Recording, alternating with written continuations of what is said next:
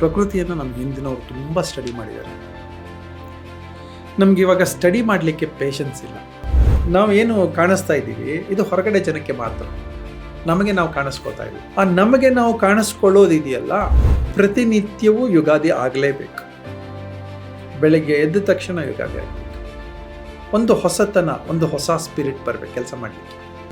ಈ ಸಂಕಲ್ಪಗಳೆಲ್ಲ ಮಾಡುವಾಗ ನನ್ನ ವಯಸ್ಸಿನ ಒಂದಷ್ಟು ಮಜಾ ಮಾಡೋದನ್ನ ಕಳ್ಕೊಳ್ತಾ ಇದ್ದೀನಿ. ಇವಾಗಲ್ದೆ ಇನ್ಯಾವಾಗ ತಿನ್ನಬೇಕು, ಇವಾಗಲ್ದೆ ಯಾವಾಗ ಓಡಾಡಬೇಕು ಅಂತ. ಆ್ಯಂಡ್ ನಿಮ್ಮೇಲೆ ನೀವು ತುಂಬ ಕಠಿಣ ಆಗಲಿಲ್ವ 3 ಗಂಟೆಗೆ ಇಡೋದು? ಏನು ಅನ್ನಿಸ್ತಾ ಇತ್ತು? ದೊಡ್ಡ ದೊಡ್ಡ ಆದರ್ಶ ಯಾರ್ಯಾರಿದ್ದಾರೆ ಅವ್ರನ್ನೆಲ್ಲ ನೆನೆಸ್ಕೋತಾ ಇದ್ದೆ. ನಾನು ಅವ್ರು 70 ವರ್ಷಕ್ಕೆ ಆದರ್ಶ ಆದರೆ ನಾನು ಯಾಕೆ 30 ವರ್ಷಕ್ಕೆ ಆಗಬಾರ್ದು ಅಂತ ಅನ್ನಿಸ್ತು. 20 ವರ್ಷದ ಮುಂಚೆ ಹಾಕ್ಕೊಟ್ಟಂಥದ್ದನ್ನ ಇವತ್ತಿಗೂ ಅದನ್ನೇ ಅನುಭವಿಸ್ತಾ ಇದ್ದೀವಿ. ಹೊಸತನಕ್ಕೆ ನಾವು ಗಮನನೇ ಕೊಟ್ಟಿದ್ದೀವಿ. ಒಂದು ಪ್ಯೂರಿಫೈಡ್ ಸಂಬಂಧ ಎಷ್ಟು ಶಕ್ತಿಯನ್ನು ಕೊಡುತ್ತೆ. You are the proof.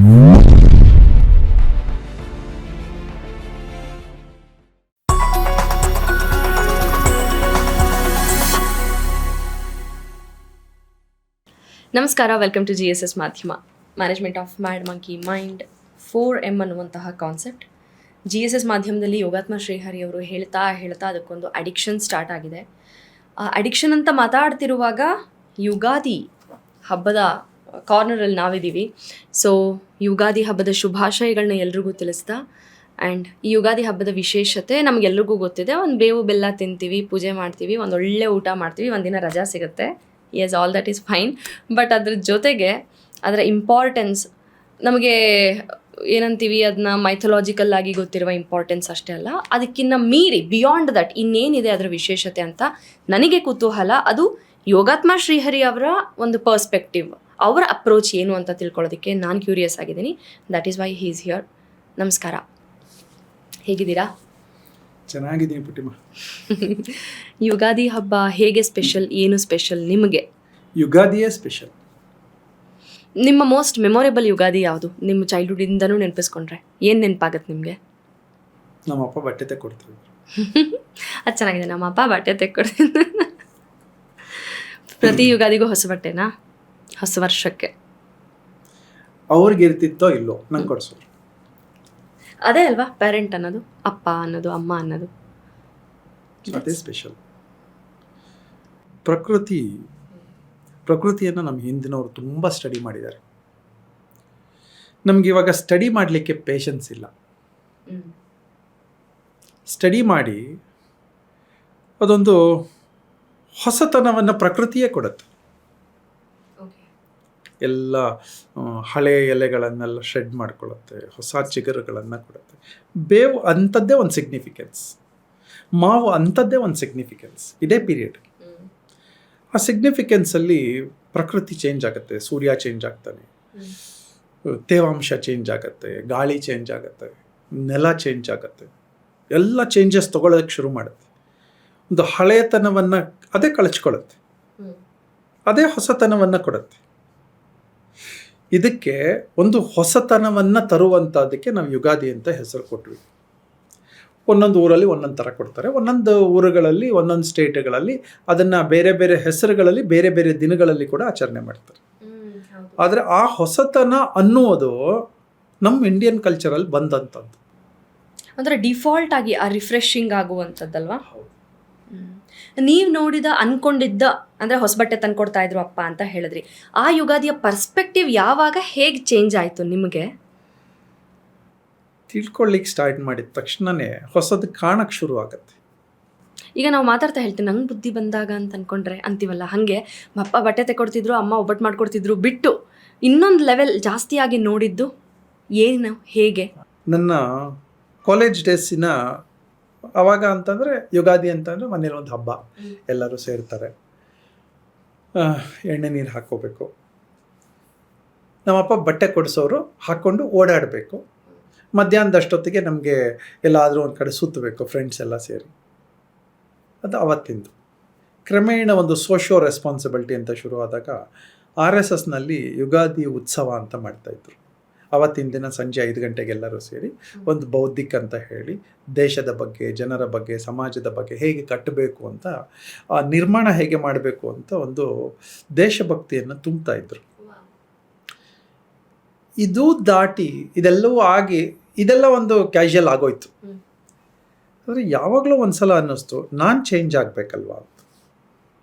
ಪ್ರಕೃತಿ ಚೇಂಜ್ ಆಗ್ತಾ ಇದೆ, ಎಲ್ಲವೂ ಚೇಂಜ್ ಆಗ್ತಾ ಇದೆ, ನನ್ನೊಳಗಿನ ಒಂದು ಹೊಸತನ ಬರಬೇಕಲ್ಲ ಅಂತ ಯಾವಾಗಲೂ ಅನ್ನಿಸ್ತಾ ಇತ್ತು. ಹಾಗೆ ಅನ್ಸೋಕ್ಕೆ ಶುರುವಾಗಿ ನಾನು ಮೊದಲನೇ ಸಲ ಐ ಥಿಂಕ್ ಇನ್ನು ಕಾಲೇಜಲ್ಲಿ ಓದ್ತಾ ಇದ್ದೆ, ಕೆಲಸಕ್ಕೂ ಸೇರಿಕೊಂಡಿದ್ದೆ, ಬ್ಯಾಂಕಲ್ಲಿದ್ದೆ, ಈವ್ನಿಂಗ್ ಕಾಲೇಜಲ್ಲಿ ಸೇರಿಕೊಂಡೆ. ಆವಾಗ ನಂಗೆ ಅನ್ನಿಸ್ತು IAS ಮಾಡೋಣ ಅಂತ. ಯುಗಾದಿಯ ಹಿಂದಿನ ದಿನ ನನ್ನ ಐಡಿಯಾ. ನೆಕ್ಸ್ಟ್ ಡೇ ಬೆಳಗ್ಗೆ ಎದ್ದೆ, ಒಂದು ಗಂಟೆ ಧ್ಯಾನ ಮಾಡಿಬಿಟ್ಟು IAS ಬರೆಯೋಣ ಅಂತ ಶುರು ಮಾಡಿಕೊಂಡೆ. ಅದೊಂದು ಸಂಕಲ್ಪ. ಯಾಕೆ ಯುಗಾದಿ ಅಂತ ನಂಗೆ ಗೊತ್ತಾಗಿಲ್ಲ, ಆದರೆ ಯುಗಾದಿಗೆ ಏನಾದರೂ ಒಂದು ಹೊಸದು ಮಾಡಬೇಕು ಅಂತ ಅನಿಸಿತ್ತು. ಸೊ ಹಾಗೆ IASಗೆ ಪ್ರಿಪೇರ್ ಆದೆ.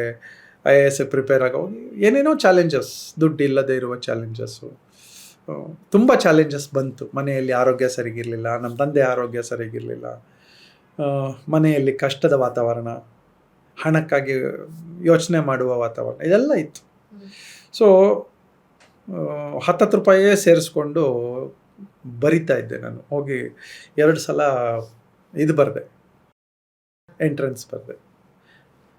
ಎಂಟ್ರೆನ್ಸ್ ಬರೆದು 2-3 ಸಲ ಬರೆದೆ, ಅಷ್ಟೇ ನಂಗೆ ಆಗಿತ್ತು.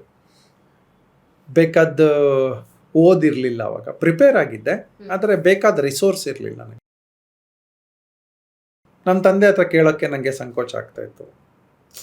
ಸೊ ಹೀಗೆ ಯುಗಾದಿ ನನ್ನಲ್ಲಿ ಒಂದು ಹೊಸ ನನ್ನತನವನ್ನು ಜಾಸ್ತಿ ಮಾಡ್ತು. ಒಳಗಡೆ ಒಂದು ಇನ್ನರ್ ಮೀ ಅಂತ ಇದೆ, ಅದು ನಾವೇನು ಕಾಣಿಸ್ತಾ ಇದ್ದೀವಿ ಇದು ಹೊರಗಡೆ ಜನಕ್ಕೆ ಮಾತ್ರ, ನಮಗೆ ನಾವು ಕಾಣಿಸ್ಕೋತಾ ಇಲ್ಲ. ಆ ನಮಗೆ ನಾವು ಕಾಣಿಸ್ಕೊಳ್ಳೋದಿದೆಯಲ್ಲ, ಅದೇ ಯುಗಾದಿ. ನಮ್ಮ ಒಳಗಡೆ ಒಂದು ಸ್ಟ್ರೆಂತ್ಸ್ ಇದೆ, ಆ ಸ್ಟ್ರೆಂತ್ಗಳನ್ನು ಜಾಸ್ತಿ ಮಾಡ್ಕೊಂಡು ಬರೋದಿದೆಯಲ್ಲ, ಅದೇ ಯುಗಾದಿ. ನಮ್ಮ ಒಳಗಡೆ ಒಂದಷ್ಟು ವೀಕ್ನೆಸಸ್ ಇದೆ, ಆ ವೀಕ್ನೆಸಸ್ನ ಕಡಿಮೆ ಮಾಡ್ಕೊಂಡು ಬರೋದೇ ಯುಗಾದಿ. ನಮಗೆ ಪ್ರತಿನಿತ್ಯವೂ ಯುಗಾದಿ ಆಗಲೇಬೇಕು. ಬೆಳಗ್ಗೆ ಎದ್ದ ತಕ್ಷಣ ಯುಗಾದಿ ಆಗಬೇಕು. ಒಂದು ಹೊಸತನ, ಒಂದು ಹೊಸ ಸ್ಪಿರಿಟ್ ಬರಬೇಕು ಕೆಲಸ ಮಾಡಲಿಕ್ಕೆ, ಒಂದು ಹೊಸ ಆಲೋಚನೆ ಬರಬೇಕು, ಒಂದು ಹೊಸ ಏನೋ ಸಾಧನೆ ಮಾಡ್ತೀನಿ ಅಂತ ಬರಬೇಕು, ಒಂದು ಪರ್ಪಸ್ ಹುಟ್ಟಿಸ್ಕೋಬೇಕು. ನಾವೆಲ್ಲರೂ ಸಾಧ್ಯ ಆದಷ್ಟು ಸಿಂಪತಿಗಳಲ್ಲಿ, ನೋವುಗಳಲ್ಲಿ, ಆ ನೋವುಗಳ ಆಳಗಳ ಒಳಗಡೆ ಹೋಗ್ಬಿಟ್ಟಿದ್ದೀವಿ, ಒಳಗೆ ಕೊಟ್ಟೋಗಿದ್ದೀವಿ. ನನ್ನ ಕೈಲಿ ಇನ್ನೇನು ಆಗಲ್ವೇನೋ ಅನ್ನುವ ಹಾಗೆ ನಮಗೆ ನಾವೇ ಪಾಪ ಅಂತ ಅನ್ಕೊಂಡು ಸೆಲ್ಫ್ ಪಿಟಿ, ಸೆಲ್ಫ್ ಸಿಂಪತಿ ಎಲ್ಲ ಆಗಿ ನಮ್ಮನ್ನು ಯಾರು ಅಯ್ಯೋ ಅಂದಿಲ್ವಲ್ಲ ಅಂತ ಹೇಳಿ ಯಾರಾದರೂ ಒಬ್ಬರು ಅಯ್ಯೋ ಅಂದ್ಬಿಟ್ರೆ ಹತ್ತು ಬಿಡ್ತೀವಿ ಅಲ್ವಾ. ಇದು ಸಾಧಾರಣವಾದ ಹ್ಯೂಮನ್ ಬೇಯಿಂಗಿನ ನೇಚರ್. ನನ್ನೊಳಗಡೆ ಆ ಚೇಂಜಸ್ನ ತಂದುಕೊಂಡಿದ್ದ ದಿನ ಈಸ್ ಯುಗಾದಿ. ಯುಗಾದಿ ಟೈಮಲ್ಲಿ ಎಲ್ಲ ಚೇಂಜಸ್ ಕಾಣಿಸ್ತಾ ಇತ್ತು. ನಾನು ಇವತ್ತಿಂದ ಅಳಲ್ಲ, ನಾನು ಇವತ್ತಿಂದ ಗೊಣಗಲ್ಲ, ಇವತ್ತಿಂದ ನಾನು ನನ್ನ ವೀಕ್ನೆಸ್ನ ಸರಿ ಮಾಡ್ಕೊಂಡು ಬರ್ತೀನಿ, ಸ್ಟ್ರೆಂತ್ ಮಾಡ್ಕೊಂಡು ಬರ್ತೀನಿ, ಇವತ್ತಿಂದ ನನ್ನ ಆರೋಗ್ಯ ಸರಿ ಮಾಡ್ಕೋತೀನಿ, ನಾನು ಫಿಟ್ ಆಗ್ತೀನಿ, ಇದೆಲ್ಲ ಅನ್ಕೋತಾ ಬರ್ತಾ ಇದ್ದಿದ್ದೇನೆ ನನಗೆ ಯುಗಾದಿಗಳು. ಇನಿಷಿಯಲಿ ಇವೆಲ್ಲ ನನಗೆ ವರ್ಷಕ್ಕೊಂದ್ಸಲ ಚೇಂಜಸ್ ಕಾಣಿಸ್ತಾ ಇತ್ತು. ಕ್ರಮೇಣ ವರ್ಷದಲ್ಲಿ ಒಂದು 3-4 ಸಲ ನಂಗೆ ಚೇಂಜಸ್ ಕಾಣಿಸೋಕೆ ಶುರು ಆಯಿತು. ಇದೆಲ್ಲ ಚೇಂಜಸ್ ಅಂದರೆ ನಿಮ್ಮಲ್ಲೇ ನೀವು ತಂದುಕೊಂಡ ಬದಲಾವಣೆಗಳು, ಅದು ನಿಮ್ಮನ್ನು ಬೆಟರ್ ಮಾಡ್ತಿದ್ದಾಗ. ವರ್ಷಕ್ಕೊಂದ್ಸಲ ನಾನು ಚೇಂಜ್ ಆಗೋದು ಬೇರೆ, ಆದರೆ ಆ ಇಡೀ ವರ್ಷದಲ್ಲಿ 100 ವೀಕ್ನೆಸಸ್ ಇರುತ್ತಲ್ಲ, ಯಾವಾಗ ಚೇಂಜ್ ಆಗೋದು? ಕ್ರಮೇಣ ನನ್ನ ಹುಟ್ಟಿದಬ್ಬಕ್ಕೆ ಚೇಂಜ್ ಆಗ್ತಾ ಇದ್ದೆ, ಆಮೇಲೆ ನನ್ನ ಒಂದೊಂದು ಹಬ್ಬಗಳಿಗೆ ಚೇಂಜ್ ಆಗ್ತಾ ಇದ್ದೆ. ಹುಟ್ಟಿದಬ್ಬಕ್ಕೆ ಚೇಂಜ್ ಆಗ್ತಿದ್ದೆ ಅಂದರೆ ಈಗ ಹುಟ್ಟಿದ ದಿನ ಅದೊಂದು ನೆನಪಿನ ದಿನ, ಸೆಲೆಬ್ರೇಟ್ ಏನೋ ಮಾಡೋರು, ಆದರೆ ನನಗೆ ಒಂದು ಪರ್ಪಸ್ ಬೇಕಾಗ್ತಿತ್ತಲ್ಲ. ಸೊ ನೀವೇನೋ ಒಂದು ಸಂಕಲ್ಪ ಮಾಡ್ಕೋತಾ ಇದ್ದೆ. ಒಂದು ಭಾಷೆ, ಹೊಸದ ಭಾಷೆ ಕಲಿಯೋಣ ಅಂತ ಅನ್ಕೋತಾ ಇದ್ದೆ, ಹೊಸ ವಿದ್ಯೆ ಕಲಿಯೋಣ ಅನ್ಕೋತಾ ಇದ್ದೆ, ಟೈಪಿಂಗ್ ಕಲಿಯೋಣ ಅನ್ಕೋತಾ ಇದ್ದೆ, ಶಾರ್ಟ್ ಹ್ಯಾಂಡ್ ಕಲಿಯೋಣ ಅನ್ಕೋತಾ ಇದ್ದೆ, ಉರ್ದು ಕಲಿಯೋಣ ಅಂತ ಅನ್ಕೋತಾ ಇದ್ದೆ. ಬೇಕಾದಷ್ಟು ಈ ಥರದ್ದು ಸಂಕಲ್ಪಗಳು. ಕೆಲವು ಸಂಕಲ್ಪಗಳೆಲ್ಲ ಮಾಡೋಕ್ಕಾಯ್ತು, ಕೆಲವು ಮಾಡಲಿಕ್ಕೆ ಆಗಲಿಲ್ಲ ಅಷ್ಟೆ. IAS ಅಂಥದ್ರಲ್ಲೇ ಒಂದು. ಆದರೆ ಇದೆಲ್ಲದರ ಪರಿಣಾಮ ನಾನು ಎಲಿವೇಟ್ ಆಗ್ತಾ ಬಂದೆ, ನಂಗೆ ಗೊತ್ತಾಗಿದೆ. ಸೊ ಕ್ರಮೇಣ ಯಾವುದೋ ಯುಗಾದಿಗೆ ನಾನು ಸಂಕಲ್ಪ ಮಾಡ್ಕೋತಾ ಇದ್ದೆ, ಅದನ್ನು ವರ್ಷದಲ್ಲಿ 3-4 ಸಲ, ಸಂಕ್ರಾಂತಿಗೊಂದು, ಯುಗಾದಿಗೊಂದು, ಮತ್ತು ಶಿವರಾತ್ರಿಗೊಂದು, ಗಣೇಶನ ಹಬ್ಬಕ್ಕೊಂದು, ನವರಾತ್ರಿಗೊಂದು, ಹೀಗೆ ಚೇಂಜಸ್ ನಾನೇ ಮಾಡ್ಕೊಳ್ಳಿಕ್ಕೆ ಶುರು ಮಾಡ್ತಾ ಇತ್ತು. ಪ್ರತಿ ಚೇಂಜಸ್ ಆಗ್ತಾ ನಂಗೆ ಅನ್ನಿಸ್ತಾ ಇತ್ತು, ಇದೆಲ್ಲ ಯಾಕೆ? ತಿಂಗಳಲ್ಲಿ ಒಂದು ದಿನ ನಾನು ಚೇಂಜ್ ಆಗಿಬಿಟ್ರೆ ಹೆಂಗೆ, ಸರಿ ಮಾಡಿಕೊಂಡ್ರೆ ಹೆಂಗೆ. ಫಸ್ಟ್ ಆಫ್ ದ ಮಂತ್ 31ನೇ ತಾರೀಕು ಊಟ ಬಿಟ್ಬಿಡ್ತಾ ಇದ್ದೆ. ಅಂದರೆ ಹಿಂದಿನ ದಿನ ಮೊದಲನೇ ದಿನ ಅಂತಂದರೆ ಒಂದು ದಿನ ಮುಂಚೆ ಊಟ ಬಿಟ್ಬಿಡ್ತಾ ಇದ್ದೆ. ಆ ಊಟ ಬಿಟ್ಟಾಗ ಬಾಡಿ ಲೈಟ್ ಆಗಿಬಿಡೋದು, ಮೈಂಡ್ ಲೈಟ್ ಆಗಿಬಿಡೋದು. ನನಗೆ ತುಂಬ ಸ್ಫೂರ್ತಿ ಬರ್ತಾಯಿತ್ತು ಯೋಚನೆ ಮಾಡಲಿಕ್ಕೆ, ಧ್ಯಾನ ಜಾಸ್ತಿ ಮಾಡ್ತಾಯಿದ್ದೆ. ಸೊ ಹೀಗೆ ಸಂಕಲ್ಪ. ಆಮೇಲೆ ಕ್ರಮೇಣ ಯಾಕೆ ತಿಂಗಳಿಗೊಂದ್ಸಲ, ವಾರಕ್ಕೊಂದ್ಸಲ ಯಾಕೆ ಮಾಡಬಾರ್ದು, ಪ್ರತಿ ಸೋಮವಾರ ಯಾಕೆ ಮಾಡಬಾರ್ದು.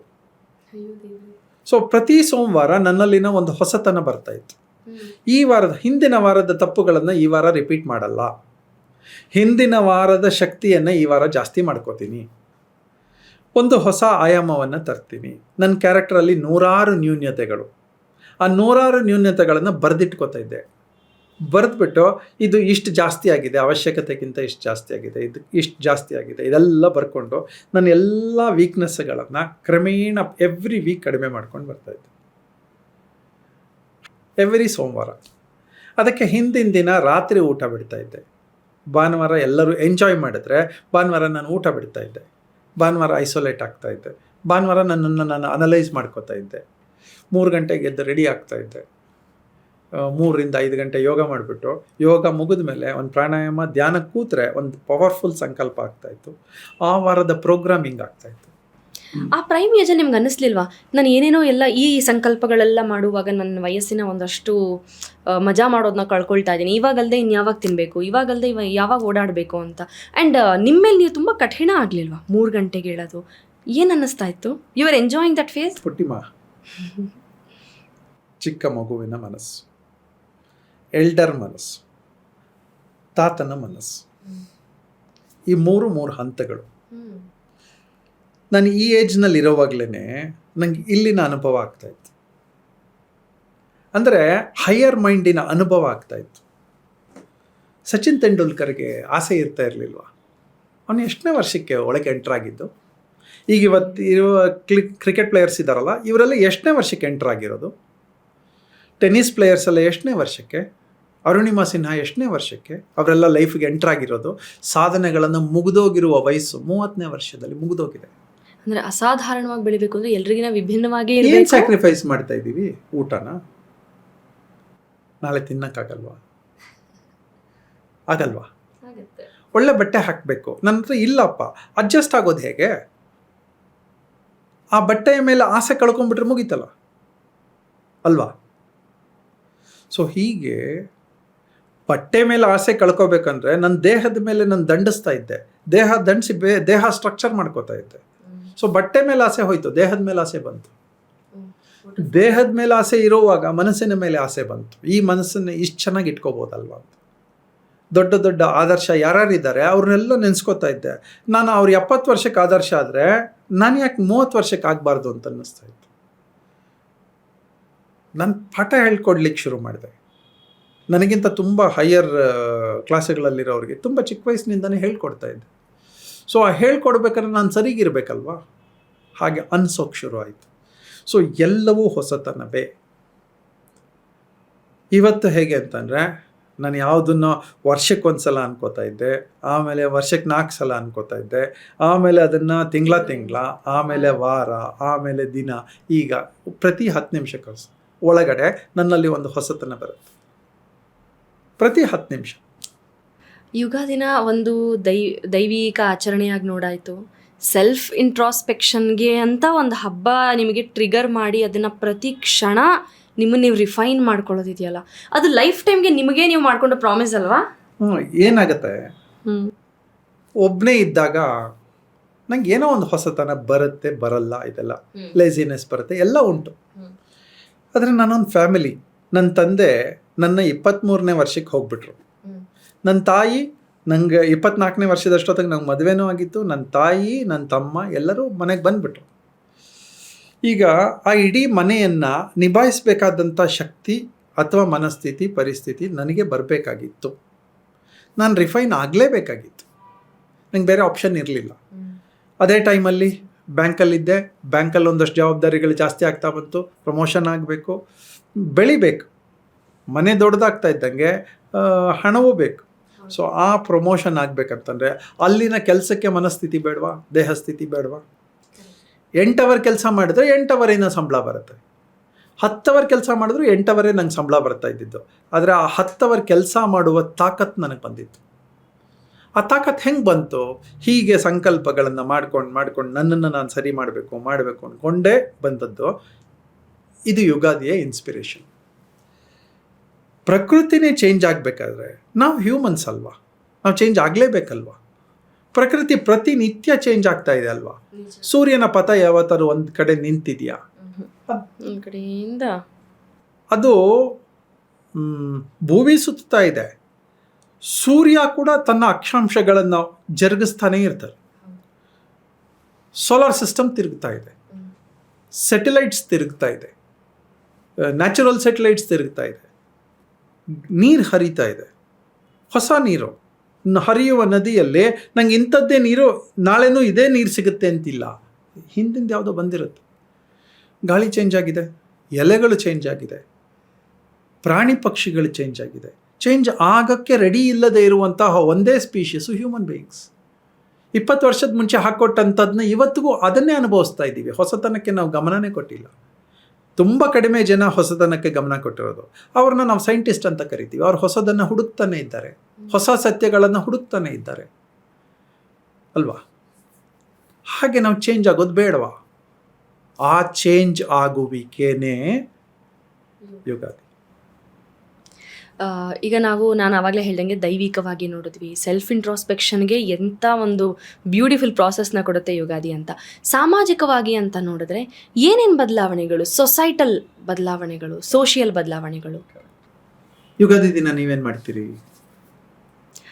ಸ್ವಲ್ಪ ತುಂಬ ರಜೆ ಇದೆ, ಎಸ್, ಅವತ್ತು ಏನು ಮಾಡ್ತೀರಿ? ಮನೆ ಫ್ಯಾಮಿಲಿ ಜೊತೆ ಟೈಮ್ ಸ್ಪೆಂಡ್ ಮಾಡ್ತೀವಿ. ಏನೇನು ಮಾಡ್ತೀವ? ನೀವು ನನಗೆ ಏನೇನು ಮಾಡ್ತೀನಿ ಅಂತ ಒಂದು ರೊಟೀನ್ ಕೇಳ್ತೀರಾ ಹಬ್ಬದ ದಿನ, ಯುಗಾದಿ ದಿನ. ಸೊ ಮಕ್ಕಳಿಗೆ ಅವತ್ತು ಏನು ಟಿಪಿಕಲ್ಲಾಗಿ ಮಾಡಬೇಕು, ಪೂಜೆ ಮಾಡಿ ಬೇವು ಬೆಲ್ಲ ಕೊಟ್ಟು, ಎಣ್ಣೆ ನೀರು, ಎಣ್ಣೆ ನೀರು, ಎಸ್, ಎಣ್ಣೆ ನೀರು ಹಾಕಿ ಪೂಜೆ ಮಾಡಿ, ಅಡುಗೆ ತಿಂಡಿಗಳು ಅವತ್ತಿಂದ ಏನು ಸ್ಪೆಷಲ್ ಇದೆಯೋ ಮಾಡಿ, ವಿ ಆಲ್ ಸ್ಪೆಂಡ್ ಟುಗೆದರ್. ಅಮ್ಮ ಮನೆಗೆ ಹೋಗಿ ಕರ್ಕೊಂಡು ಹೋಗ್ತೀನಿ ಮಕ್ಕಳನ್ನೆಲ್ಲ. ಸೊ ಆ ಫ್ಯಾಮಿಲಿ ಒಂದಾಯ್ತಾ? ಹಾಂ, ಎಷ್ಟೋ ತಿಂಗಳುಗಳು ನೀವು ಒಟ್ಟಿಗೆ ಇರೋಕ್ಕಾಗೇ ಇರಲ್ಲ. ರೈಟ್, ತಿಂಗಳುಗಳು ನಂಗೆ ಗೊತ್ತಿದೆ. ಅವತ್ತಿನ ದಿನ ಒಟ್ಟಾಯ್ತಾ? ಸೊ ಅದು ಸೊಸೈಟಿ ಅಲ್ವಾ? ಖಂಡಿತ, ಮೊದಲನೇ ಸೊಸೈಟಿ. R own families. ನೋಡದೇ ಇರುವ, ಎಷ್ಟೋ ದಿನ ನೋಡೋಕ್ಕಾಗದೇ ಇರುವ ಅಪ್ಪ ಅಮ್ಮನ ಮೀಟ್ ಮಾಡ್ತೀರಾ ಅಲ್ವಾ? ಯಾರೋ ನೆಂಟರು ಅಥವಾ ಯಾರೋ ಫ್ರೆಂಡು ನಿಮ್ಮ ಮನೆಗೆ ಬರಲ್ವಾ? ಕರಿಯಲ್ವಾ ನಾವು? ಅಥವಾ ನಾವು ಮೂಡ್ ಬಂದರೆ ನಾವು ಅಲ್ಲಿಗೆ ಹೋಗಲ್ವಾ ಯಾರೋ ಕರೆದ್ರೆ? ಯಾವ ಬಿಸ್ನೆಸ್ಸು ದೊಡ್ಡಸ್ತಿಗೆ ತೋರಿಸ್ಕೊಳ್ದೆ ನಾವು ಅವತ್ತು ಮಾತಾಡಲ್ವಾ? ಇವೆಲ್ಲ ಚೇಂಜಸ್ ಅಲ್ವಾ? ಇವೆಲ್ಲ ಸಾಧಾರಣ ದಿನಗಳಲ್ಲಿ ಮಾಡ್ತಾ ಇದ್ದೀವ? ಇಲ್ಲ, ಖಂಡಿತ. ಹಾಗಾಗಿ ಹಬ್ಬಗಳು ಅಂತ ಬಂದ್ರೇನೆ ನಮ್ಮನ್ನು ಒಟ್ಟು ಮಾಡೋಕ್ಕೆ ಇರೋದು ಹಬ್ಬ. ನಮಗೆ ರೆಸ್ಟ್ ಕೊಡೋಕ್ಕೆ ವೀಕೆಂಡ್, ನಮಗೆ ಒಟ್ಟು ಮಾಡೋಕ್ಕೆ ಇಟ್ ಈಸ್ ಹಬ್ಬ. ನಮ್ಮ ಮನೆಯಲ್ಲಿ ತುಂಬ ತಮಾಷೆ ಇರುತ್ತೆ. ನಾನು ನನ್ನ ತಮ್ಮ ಕಡ್ಡಾಯವಾಗಿ ನಾನು ಅವನಿಗೆ ಎಣ್ಣೆ ಹಚ್ತೀನಿ, ಅವ್ನು ನನಗೆ ಎಣ್ಣೆ ಹಚ್ತಾನೆ. ಇದು 25 ವರ್ಷದಿಂದನೂ ನಡ್ಕೊಂಬಂದೆ, 30 ವರ್ಷದಿಂದನೂ ನಡ್ಕೊಂಬಂದಿದ್ದೆ. ನನ್ನ ತಮ್ಮ ನನ್ನ ದೊಡ್ಡ ಮಗನಿಗೆ ಹಚ್ತಾನೆ, ನನ್ನ ದೊಡ್ಡ ಮಗ ನನ್ನ ಚಿಕ್ಕ ಮಗನಿಗೆ ಹಚ್ತಾನೆ. ಒಂದು ಸೈಕಲ್ ನಾವು ಎಣ್ಣೆ ತಲೆಗೆ ಹಚ್ಚಿ ಮೈಯೆಲ್ಲ ಮಸಾಜ್ ಮಾಡಿ. ಈ ಬಾಂಧವ್ಯ ಆಗತ್ತಾ? ಇನ್ಯಾವುದಾದ್ರು ದಿನಗಳಲ್ಲಿ ಆಗತ್ತಾ? ಅಷ್ಟು ಪುಡ್ಸೋದು ಯಾರಿಗೂ ಇಲ್ಲ, ಇವತ್ತು ಸಂಯಮನೂ ಇಲ್ಲ. ನಮ್ಮ ಮನೆಯನ್ನೇ ಒಂದು ಮಾಡುವ ಈ ಹಬ್ಬ ಇದು ಯುಗಾದಿ ಅಲ್ವಾ? ನಮ್ಮನೇನೆ ಒಂದು ಮಾಡಿದಪ್ಪ, ನಿಮ್ಮನೆ ಒಂದು ಮಾಡಿದೆ. ಸೊ ನನ್ನ ಮೆಸೇಜ್, ಅವತ್ತಿನ ದಿನ ಬೆಳಗ್ಗೆಯಿಂದ ಅರ್ಧ ದಿನ ನಿಮ್ಮ ದಿನ, ನಿಮ್ಮ ಒಳಗಿನ ಫ್ಯಾಮಿಲಿ ಒಳಗಿನ ದಿನ, ಇನ್ನರ್ಧ ದಿನ ನಿಮ್ಮ ಬಂಧು ಬಾಂಧವರ ದಿನ ಆಗಬೇಕು. ಅದೇ ಸಮಾಜ ಜೊತೆಗೆ ಬೆರೆಯೋದು. ಅದು ಅಕ್ಕಪಕ್ಕದ ಮನೆಯವರು ಆಗ್ಬೋದು. ಒಂದು 10 ಮನೆ ಸೇರಿಕೊಂಡು ರಾತ್ರಿ ಒಟ್ಟಿಗೆ ಊಟ ಮಾಡಿಪ್ಪ ಅಲ್ವಾ? ನಿಮ್ಮ ಮನೇಲಿ ಏನು ಮಾಡಿದ್ದೀರಿ ಅದನ್ನೇ ತೊಗೊಂಡೋಗಿ ಎಲ್ಲ ಒಟ್ಟಿಗೆ ಕೂತು ತಿನ್ನೋದು. 10 ಮನೆ ಸೇರಿಬಿಟ್ಟು ಒಟ್ಟಿಗೆ ಊಟ ಮಾಡಿ. ಸೊ ಹಬ್ಬ ಅಂತಂದರೆ, ಯುಗಾದಿ ಅಂತಂದರೆ ನಮ್ಮ ಮನೆಗಳಲ್ಲಿ ಏನು ಅಂತಂದರೆ ಊಟ ನಿಲ್ಲಿಸ್ಬಿಡ್ತಾ ಇದ್ವಿ. ಒಬ್ಬಟ್ಟನ್ನು ಇಷ್ಟಿಷ್ಟು ತುಪ್ಪ ಹಾಕೊಂಡು ತಿಂತಾ ಇದ್ವಿ. ಊಟ ನಿಲ್ಲಿಸ್ತಾ ಇದ್ರಿ ಅಂತ ಏನು ಹೇಳ್ತಿದ್ದಾರೆ ಅನ್ಕೋತೀನಿ. ಇಷ್ಟಿಷ್ಟು ತುಪ್ಪ ಹಾಕೊಂಡು ತಿಂತಾ ಇದ್ವಿ. ಆಸೆ, ನಮ್ಮ ಎಲ್ಲ ಆಸೆಗಳನ್ನು ಕಟ್ಟಿಟ್ಟಿರ್ತೀವಿ, ನಾಲಿಗೆಯನ್ನು ಕಟ್ಟಿಟ್ಟಿರ್ತೀವಿ. ಆವತ್ತ ಒಂದಿನ ಬಿಡುಗಡೆ ಸಿಗಬೇಕಲ್ಲ ಅದಕ್ಕೆ. ಹಾಗೆ ದೇಹಕ್ಕೆ ಕೂಡ ಯುಗಾದಿ, ಮನಸ್ಸಿಗೂ ಯುಗಾದಿ, ಭಾವನೆಗಳಿಗೆ ಯುಗಾದಿ, ಸಂಬಂಧಗಳಿಗೆ ಯುಗಾದಿ.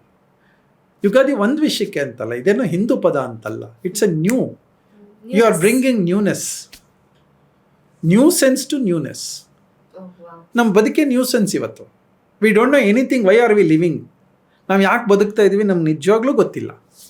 ಒಂದು ರಶ್ಶಲ್ಲಿ ಬದುಕ್ತಾ ಇದ್ದೀವಲ್ವಾ, ಆ ರಶ್ಶಲ್ಲಿ ಸ್ಟಾಪ್ ಮಾಡಿ, ಸ್ಲೋ ಡೌನ್ ಮಾಡಿ, ನನಗೋಸ್ಕರ ನಾನು ಇವತ್ತು ಬದುಕೋತೀನಿ, ನನ್ನ ಮನೆಯವ್ರಿಗೋಸ್ಕರ ಬದುಕ್ತೀನಿ, ನನ್ನ ಸಂಬಂಧಗಳಿಗೋಸ್ಕರ ಬದುಕ್ತೀನಿ ಅಂತ ಸಂಕಲ್ಪನೇ ಅದೇ ಯುಗಾದಿ. ಆ ಹೊಸ ತಾಟು ಬಹುಶಃ ಇನ್ನೊಂದು 6 ತಿಂಗಳ ಕಾಲ ಗುನ್ಗುಡುತ್ತೆ. ನಮ್ಮಲ್ಲಿ ಯುಗಾದಿ ದಿನ ನಮ್ಮ ಸಂಘ ಪರಿವಾರದವರು ಈ ಸುತ್ತೂರು ಮಠದಲ್ಲಿ ಒಂದು ಸಂಗೀತ ಆಯೋಜನೆ ಮಾಡೋರು. ಬೆಳಗ್ಗೆ ಎಷ್ಟೊತ್ತಿಗೆ? 5:30ಗೆ 1,000 ಜನ ಬಂದಿರೋರು. ನಮ್ಮ ಸುತ್ತೂರು ಮಠದಲ್ಲಿ ಜಾಗ ಕೊಡೋರು. ಅಲ್ಲೊಂದು ಕಲ್ಯಾಣಿ ಇದೆ. ಆ ಕಲ್ಯಾಣಿಯ ಒಂದು ಕಡೆ ಹಾಡೋರು, ಸ್ಟೇಜ್ ಇರೋ, ಮಿಕ್ಕಿ ಎಲ್ಲ ಕಡೆ ನಾವು ಕೂತ್ಕೋತಾ ಇದ್ವಿ 1-1.5 ಗಂಟೆ. ಅದಾದಮೇಲೆ ಒಂದು ಪೂಜೆ ಮಾಡಿಸೋರು. ಅದಾದಮೇಲೆ ಚೆನ್ನಾಗಿ ತಿಂಡಿ ಕೊಡೋರು. ಯುಗಾದಿ ಅದು. ನಾವು ಅಲ್ಲಿ ತಿಂತಾ ಇರಲಿಲ್ಲ, ಮನೆಗೆ ತೊಗೊಂಬಂದ್ಬಿಡ್ತಾ ಇದ್ವಿ. ನಾನು ನನ್ನ ಮನೆಯವಳು.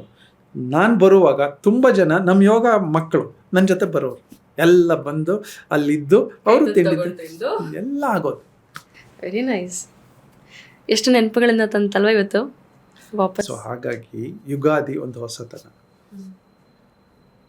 ಈ ಹೊಸತನ ದ್ವೇಷವನ್ನು ಕಳೆಯುತ್ತೆ, ಬೇಜಾರುಗಳನ್ನು ಕಳೆಯುತ್ತೆ. ನಮ್ಮ ನಾರ್ಮಲ್ ದಿನಗಳಿದೆಯಲ್ಲ, ಇವೆಲ್ಲ ಫ್ರಸ್ಟ್ರೇಷನ್ ದಿನಗಳೇ. ಯಾವಾಗಲಾದರೂ ರಾತ್ರಿ ಆಗುತ್ತೋ, ಯಾಕಾದರೂ ಬೆಳಗ್ಗೆ ಆಗುತ್ತೋ, ಈ ಎರಡೂ ಉಂಟು. ಸುಸ್ತು, ದೇಹ ಜರ್ಜರಿತವಾಗಿ ಹೋಗುತ್ತೆ, ಸುಸ್ತಾಗೋಗುತ್ತೆ, ಸಾಕನ್ನಿಸ್ಬಿಡುತ್ತೆ. ಕಪಟಗಳ ಮಧ್ಯದಲ್ಲಿ ಬದುಕ್ತಾ ಇರ್ತೀವಿ. ಎಲ್ಲಿ ಹೋದರೂ ಕಪಟ, ಎಲ್ಲಿ ಹೋದರೂ ಯಾರನ್ನೂ ನಂಬುವ ಹಾಗಿಲ್ಲ. ಹಾಸ್ಪಿಟ್ಲಿಗೆ ಹೋದರೆ ನಂಬುವ ಹಾಗಿಲ್ಲ, ಕೋರ್ಟ್ಗೆ ಹೋದರೆ ನಂಬುವ ಹಾಗಿಲ್ಲ. ನಮ್ಗೆ ಗೊತ್ತಿಲ್ಲ ನ್ಯಾಯ ಸಿಗುತ್ತಾ ಅಂತ ಗೊತ್ತಿಲ್ಲ ನಮಗೆಲ್ಲೂ. ನಮ್ಮವ್ರು ಯಾರು ಅಂತ ಗೊತ್ತಾಗ್ತಾ ಇಲ್ಲ ಇವತ್ತು. ಯಾರು ನಮ್ಮವರು ಅಂತ ಅಂದ್ಕೊಂಡಿರ್ತೀವಿ, ಅವ್ರು ನಮ್ಮವ್ರಲ್ಲ. ವಾಪಸ್ ಅವರೆಲ್ಲ ನಮ್ಮವರು ಅಂತ ಅಂದ್ಕೊಳ್ಳೋಕ್ಕೆ ನಮಗೊಂದು ದಿನ ಬೇಕು. ಹಳೆಯ ತಪ್ಪುಗಳನ್ನು ಕ್ಷಮಿಸ್ತೀವಿ ಫ್ಯಾಮಿಲಿ ಒಳಗಡೆ. ಆದರೆ ಹೊಸ ಹೊಸ ಸಂಬಂಧಗಳನ್ನು ಹುಡುಕೋತೀವಿ. ಜೋಡಿಸೋದು ಹೇಗೆ, ಪೋಣಿಸೋದು ಹೇಗೆ ಅಂತ ಹುಡುಕೋತೀವಿ. ಯಾವ ವ್ಯಕ್ತಿಗಳು ನಮಗೆ ನಾರ್ಮಲ್ ದಿನಗಳಲ್ಲಿ ದ್ವೇಷಿಗಳಾಗಿರ್ತಾರೆ ಅವ್ರನ್ನ ಅವತ್ತು ಕ್ಷಮಿಸ್ತೀವಿ. ಇದೆಲ್ಲ ಸಾಧ್ಯ ಆಗೋದು ಆ ಹಬ್ಬ ಅನ್ನುವ ಒಂದು ದಿನ, ಅದು ಯುಗಾದಿ ಅನ್ನುವ ಒಂದು ದಿನ. ಕ್ಷಮಿಸ್ಬಿಡ್ತೀವಿ, ಇರ್ಲಪ್ಪ ಅಂತ ಅನಿಸುತ್ತೆ. ಈ ಎಲ್ಲದಕ್ಕೆ ಮೂಲ ನಮ್ಮ ಕಲ್ಚರ್. ನಮ್ಮ ಕಲ್ಚರಲ್ಲಿ ಕ್ಷಮಾಗುಣ ತುಂಬ ಇದೆ. ಅತಿಥಿಗಳನ್ನು ನಾವು ಆಗಂತುಕರನ್ನು ಅತಿಥಿಗಳಾಗೇ ನೋಡಿದ್ದೀವಿ, ಆಕ್ರಮಣಕಾರಿಗಳನ್ನು ಅತಿಥಿಗಳಾಗೇ ನೋಡಿದ್ದೀವಿ. ಅಂಥ ದೊಡ್ಡ ಕಲ್ಚರ್ ನಮ್ಮದು. ಕೆಲವು ಕಡೆ ತಪ್ಪು ಮಾಡಿದ್ದೀವಿ, ಆದರೆ ಇಷ್ಟೂ ತಪ್ಪುಗಳ ಮಧ್ಯದಲ್ಲಿ ನಮ್ಮ ಕಲ್ಚರ್ ಉಳ್ಕೊಂಡಿದೆ. ಹೌದು. ನಮ್ಮನ್ನು ಕೊಳ್ಳೆ ಹೊಡೆದಿದ್ದಾರೆ. ನಾವು ಯಾರಿಗೆ ಆಶ್ರಯ ಕೊಟ್ಟು ಅವರೆಲ್ಲ ಕೊಳ್ಳೆ ಹೊಡೆದೋಗಿದ್ದಾರೆ. ಆದರೂ ಕೂಡ ಬದುಕಿದ್ದೀವಿ, ನಮ್ಮ ಸಂಸ್ಕೃತಿ ಬದುಕಿದೆ. ಈ ಥರ ಬೇರೆ ಎಲ್ಲೂ ಇಲ್ಲ.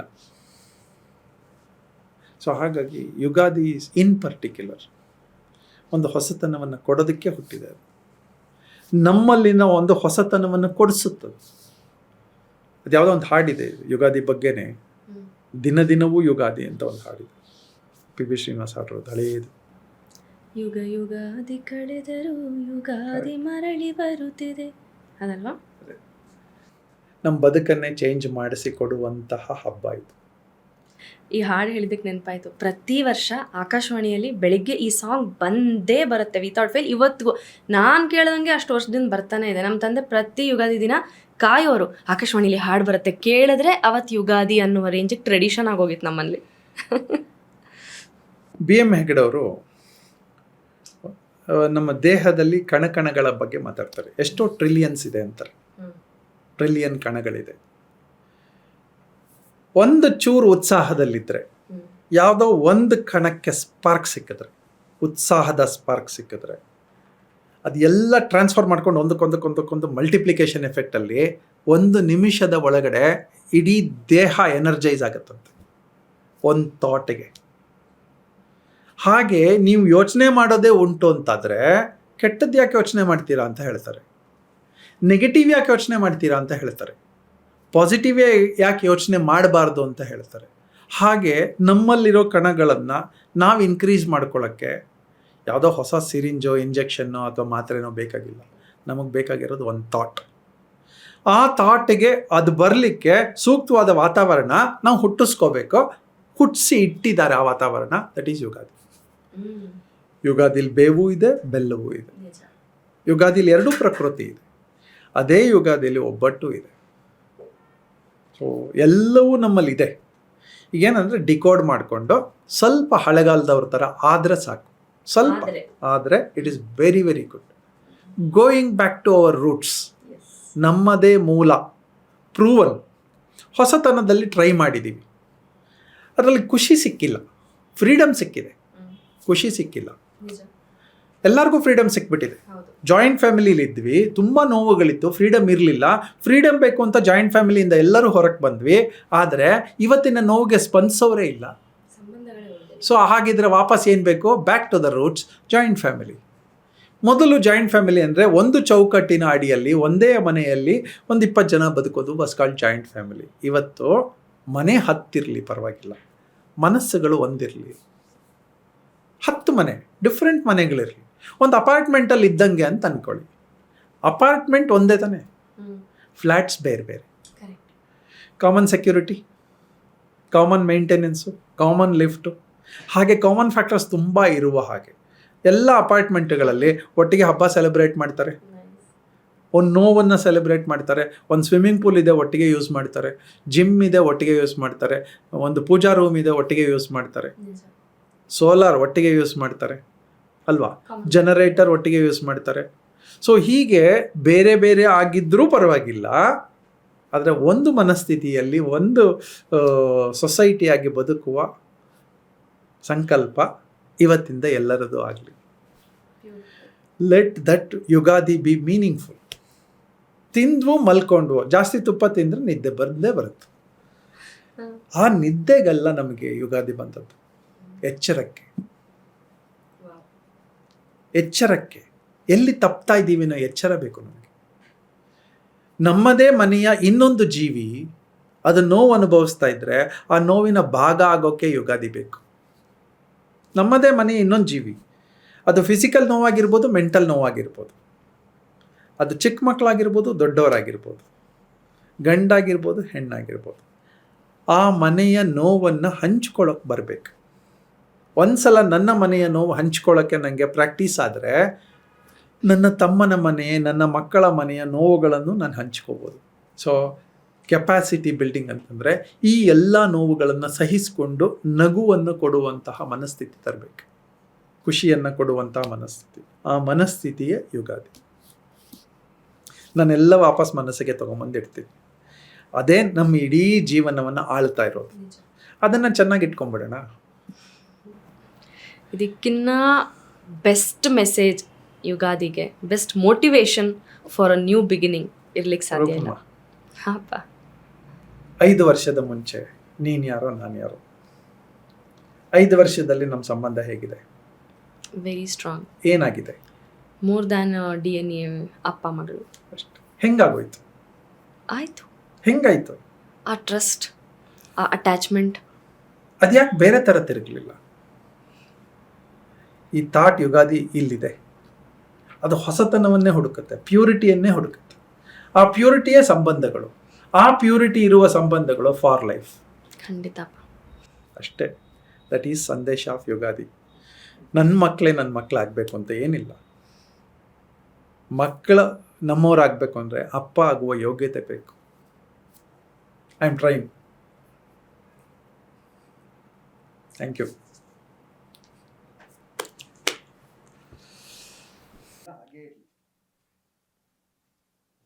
ಒಂದು ಪ್ಯೂರಿಫೈಡ್ ಸಂಬಂಧ ಎಷ್ಟು ಶಕ್ತಿಯನ್ನು ಕೊಡುತ್ತೆ. You are the proof.